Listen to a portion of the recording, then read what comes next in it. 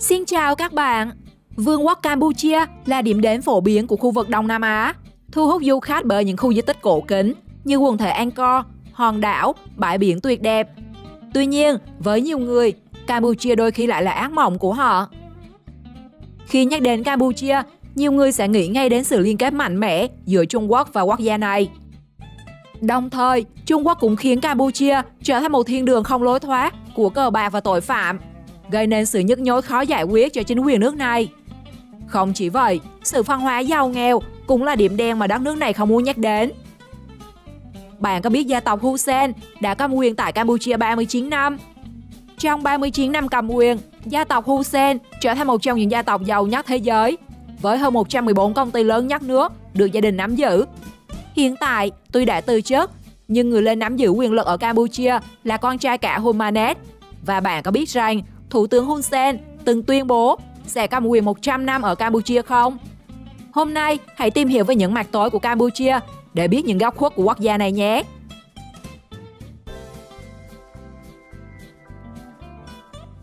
Cha truyền con nối. Theo hiến pháp của Campuchia, thủ tướng của đất nước này sẽ có nhiệm kỳ trong 5 năm.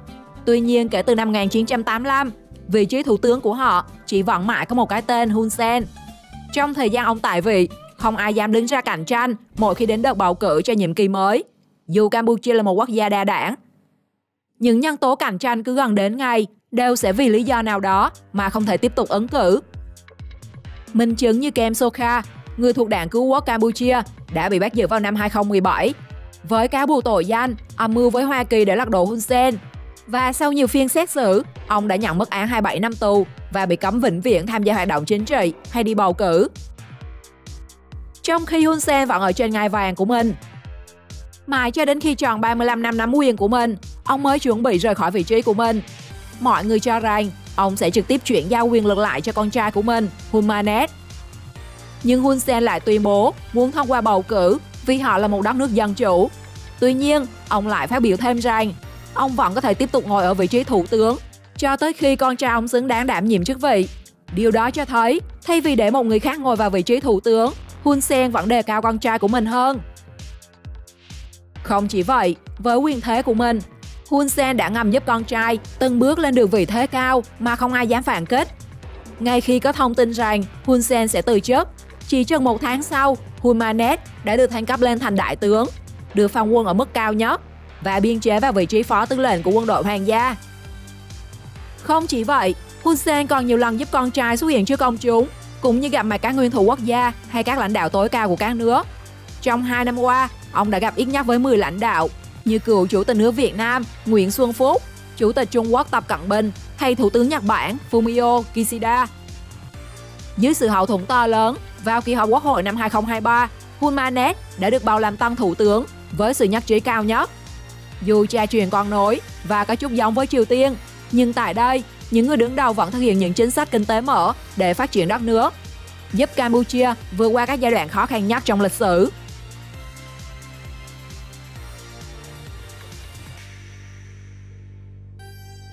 Gia tộc siêu giàu, cuộc sống xa hoa. Mặc dù sự tăng trưởng về kinh tế của Campuchia trong nhiều năm qua đã có sự thay đổi đáng kinh ngạc, nhưng sự cách biệt của người giàu, kẻ nghèo ở đất nước này là có khoảng cách rất lớn. Khoảng 80% người dân sống ở các khu vực nông thôn, thiếu thốn các cơ sở hạ tầng và tiềm lực phát triển hạn chế. Theo báo cáo gần nhất, có khoảng 3 triệu người, tương đương 18% dân số, đang có mức sống dưới cả mức nghèo khổ. Tại thủ đô như Phnom Penh, bình quân thu nhập một ngày của người nghèo khoảng 10.951 riel, tương đương 57.000 tiền Việt Nam, còn ở nông thôn chỉ khoảng 48.000 đồng. Nếu bạn đến Campuchia du lịch thì một chiếc khăn bên đường đã có giá hơn 30.000 rồi. Việt Nam ta thường có câu nghèo rớt mùng tơi, nhưng người nghèo ở Campuchia có vẻ không còn có mùng tơi để rớt. Trong khi đó, những người giàu ở các đô thị, thành phố lại có một cuộc sống xa hoa. Khu họ ở ngập tràn những căn hộ cao cấp sang trọng, ô tô nhập khẩu và các trung tâm mua sắm kiểu phương Tây.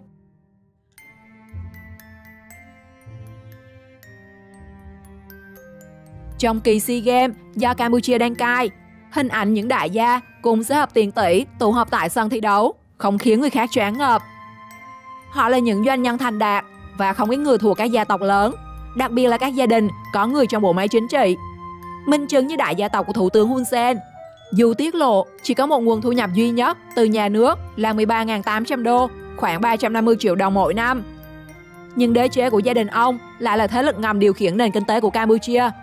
Theo một báo cáo được đăng trên tờ báo The Phnom Penh Post, gia đình thủ tướng đã tích lũy một tài sản khủng với cổ phần tại ít nhất 114 công ty, thua hầu hết các lĩnh vực quan trọng ở Campuchia, từ năng lượng, viễn thông cho đến khai mỏ và thương mại.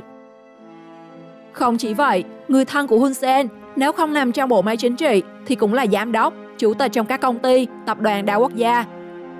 Các tập đoàn đa quốc gia như Apple, Canon, Unilever, Nestle, Honda muốn phân phối hàng hóa tại Campuchia phải thông qua các công ty liên kết với gia tộc này. Không chỉ tiềm lực kinh tế chính trị, gia tộc Hun Sen còn nắm giữ không ít bất động sản trong và cả ngoài nước. Con cháu trong gia tộc khi đi du học nước ngoài không cần phải lo lắng về nơi ở, vì học ở đâu đều sẽ được mua nhà ở đó. Như khi 4 người con của cựu thủ tướng du học tại New York, họ đã mua một căn nhà rộng lớn gần trường học. Theo thống kê của Global Witness, tài sản của gia tộc họ Hun đã lên đến 4 tỷ đô vào năm 2016. Nhưng đây cũng chỉ là phần nổi của tảng băng, còn số chính xác thì không ai có thể biết được.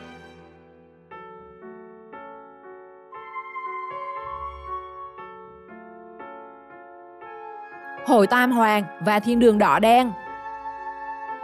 Hội Tam Hoàng được biết đến là tổ chức xã hội đen khét tiếng ở châu Á. Chúng liên quan trực tiếp đến các phi vụ phạm tội, từ cờ bạc đến buôn người.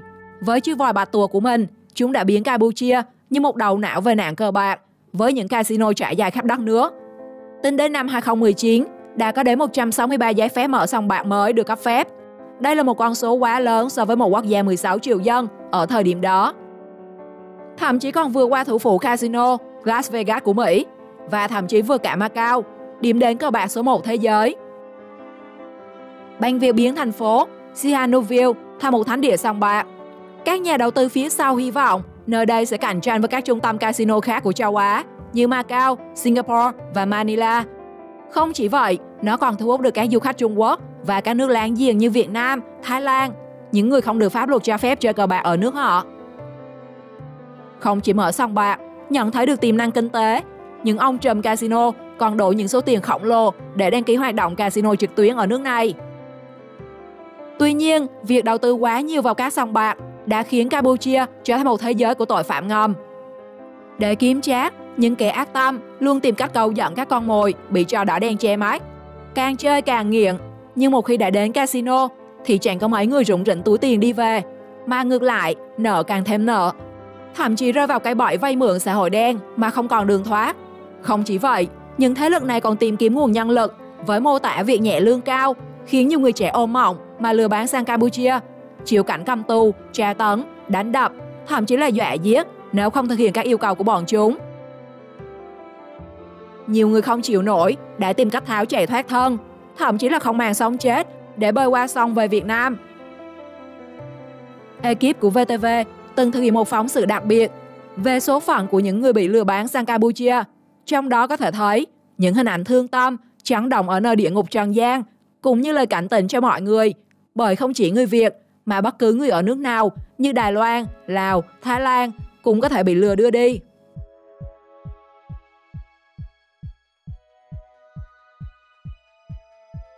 Thành phố Trung Quốc và những hệ lụy. Dưới sự bùng nổ của các sòng bạc đã kéo theo rất nhiều nguồn đầu tư từ nước ngoài đổ vào Campuchia. Chỉ trong vài năm, Trung Quốc đã trở thành nhà đầu tư lớn nhất của Campuchia khi chi hàng tỷ đô cho nước này. Thay đổi chóng mặt nhất có lẽ diễn ra ở Sihanoukville, nơi đã trả thảm đỏ cho Trung Quốc đổ tiền vào bất động sản và sòng bạc. Những tưởng điều này sẽ khiến người dân bản địa có cuộc sống đủ đời, nhưng họ ngược lại phải nhận trái đánh. Vì dân gia, mảnh đất Campuchia dần trở thành một phần của Trung Quốc. Mặt tiền nhiều tòa nhà ở Sihanoukville hiện đại biển hiệu viết bằng tiếng Trung. Dọc bãi biển, món lẩu tứ xuyên đã thay thế các quán bia bình dân quen thuộc. Cũng do lượng người Trung Quốc đổ tới đây làm ăn tăng lên rất nhiều, nên những công việc ngon ăn đều bị chiếm dụng. Trong khi người dân bản xứ phải làm những công việc khó khăn và nguy hiểm. Thậm chí, nhiều lao động tại đây không có đồ bảo hộ lao động, ngủ ngay tại lán trại trên công trường, đối mặt với nhiều rủi ro.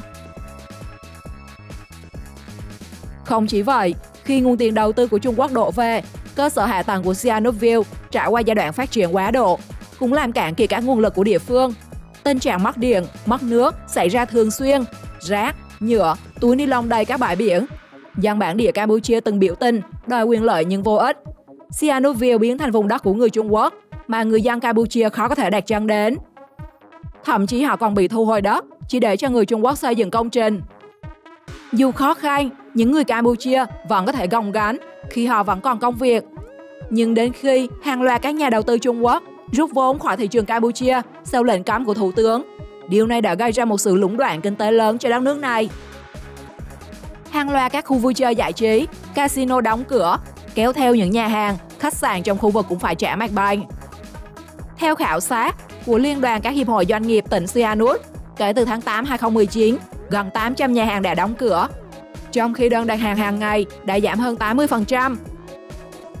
7.700 công nhân Campuchia bị sa thải và 450.000 công dân Trung Quốc rời quốc gia này. Không chỉ vậy, hàng loạt các dự án bị ngừng xây dựng, biến chúng thành những ngôi nhà ma hoang tàn đến đáng sợ. Những bất động sản khổng lồ bị bỏ hoang cứ nằm sừng sững ngày này qua tháng nọ. Số lượng dự án bị đình công nhiều đến mức người ta cứ tưởng đang lạc vào thành phố ma khi đến đây. Từng là điểm đến du lịch nổi tiếng, Sihanoukville giờ đây bị nhiều du khách nước ngoài quay lưng do cảnh quan bị hủy hoại bởi các công trình xây dựng liên tục và tình trạng ô nhiễm.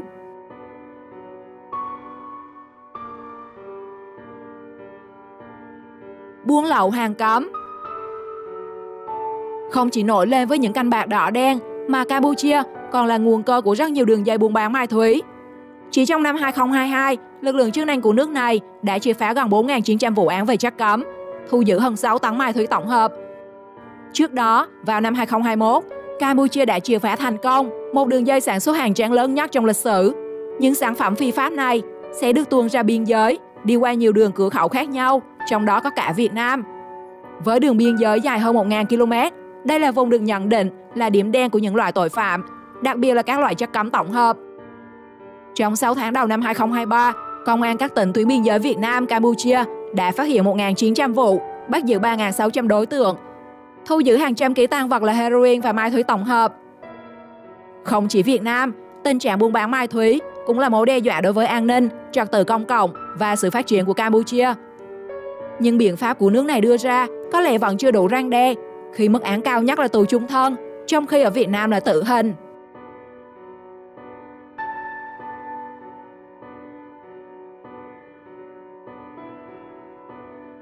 Ghét Việt Nam. Năm 2014, cộng đồng mạng đã có một thời gian dài xôn xao vì một nhóm người Campuchia tập hợp biểu tình và đốt lá cờ quốc kỳ của Việt Nam. Không chỉ vậy, nhóm người này còn mạnh dạn nói rằng Việt Nam chúng ta đang đứng trên đất của họ và yêu cầu trả lại. Trên thực tế, sự thù ghét của người Campuchia với người Việt Nam chúng ta đã có từ rất lâu. Ngay cả trong cuốn sách When Broken Glass Floats của Campuchia về chế độ người Khmer Đỏ, cũng từng có ngụ ý ví Việt Nam là một kẻ thù truyền kiếp, người luôn lợi dụng Campuchia về nhiều mặt. Không chỉ vậy, tờ báo Phnom Penh Post từng viết rằng Việt Nam chúng ta từng xâm lược Campuchia và giành đất của họ. Ít ai biết được, tại Campuchia từng có một chính đảng chống Việt Nam ra mặt, đó là Đảng Cứu quốc Campuchia. Họ luôn lý luận và giữ quan điểm cực đoan với Việt Nam, cố tình có những phát ngôn chia rẽ tình hữu nghị của hai nước, dù cha ông chúng ta có công giúp họ thoát nạn diệt chủng. Nhưng một bộ phận thế hệ Campuchia ngày nay vẫn đang tẩy tránh và tỏ ra là người bị nạn dưới sự xâm lược của Việt Nam chúng ta. Bạn nghĩ sao về Campuchia? Chia sẻ cho mọi người biết dưới phần bình luận nhé! Đừng quên đăng ký kênh để theo dõi thêm nhiều video mới. Chào tạm biệt và hẹn gặp lại!